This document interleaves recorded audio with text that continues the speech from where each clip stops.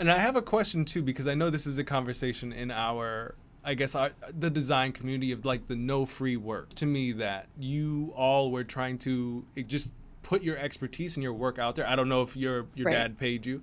I have Yeah. no idea, but just making sure there's like a mentality. I don't know necessarily where it comes from, but people with skills think because they have those skills, even though they may not have demonstrated them, they studied them, but whether they're like, I have these skills, might not show in their portfolio or whatnot, but they expect to be paid for their expertise that has not really been shown.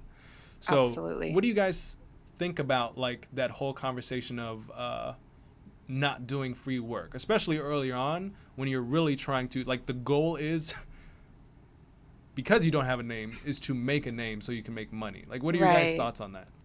And if that's just like kind of how I preface that, I would Mhm. love if you guys had like the opposite, because that might bring two sides of the coin to the audience here today. Yeah, absolutely. So, I mean, we have done free work. In the beginning, we did do free work. Um, for my dad's site, I actually didn't charge him, but he was like, no, I have to pay you, which was amazing. But we have done free work. Would I recommend doing free work? Maybe not. There are people who will take advantage, unfortunately, and, Very true. keep asking for updates and things like that. Instead of doing free work, I would say, create something for yourself for your portfolio. You can create Yeah. like web templates, you can do things like that. Um, but I mean, yes, we did do that in the beginning. Ari can probably speak to that as well. It's just kind of like what happens, especially when you're young. As you get older and more advanced in your techniques, obviously, like you can start to charge a premium on those abilities. Everyone Yeah. starts with humble beginnings. We're no different, so that's how it ended up working out for us as well. So if that happened to you, or if it's happening to you, understand we've been in the same boat. Keep pushing forward, and you can start, you know, getting some really good leads and building a really good structured business around that. I have a specific question. Like, for example, and I guess it's not necessarily free, but it's lesser cost. Would you, for example,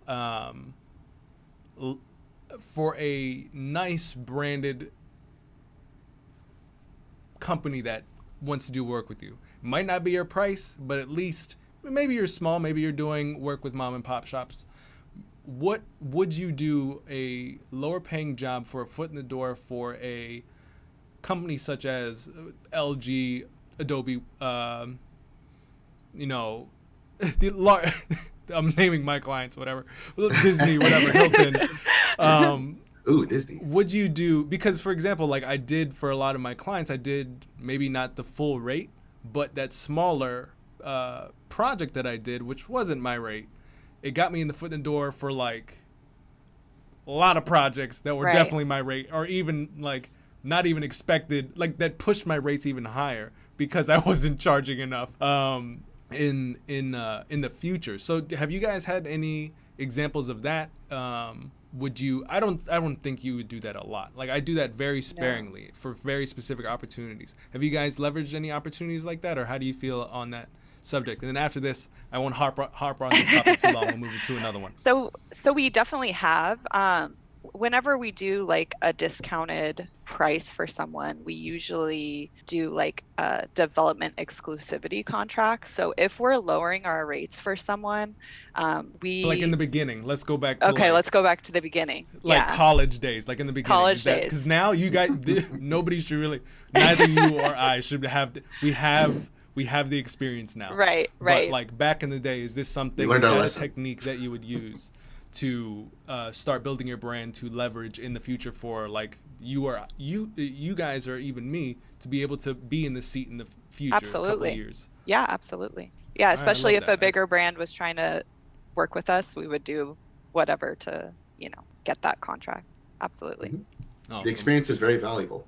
Definitely. I think because of the no free work thing, a lot of early freelancers, people who want to actually build agencies, they are like, no, where's the money? And there's a lot of opportunity if one just creates a portfolio piece to then kind of bait a Right. larger company.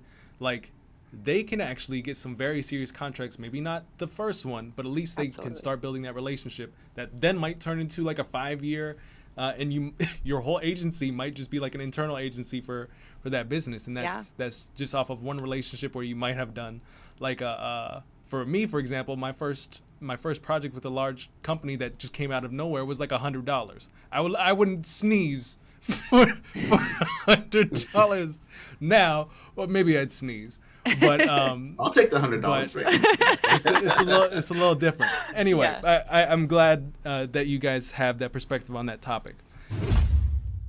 I hope you guys liked this episode. If you did, you can find more build from scratch website tutorials with me right here, or you can find more Editor X tips and tricks in this playlist over here. With that said, I hope to see you guys in another video. And of course, if you liked this episode and what we're doing here on this channel, don't forget to like this video and subscribe to the channel. See you in the next one.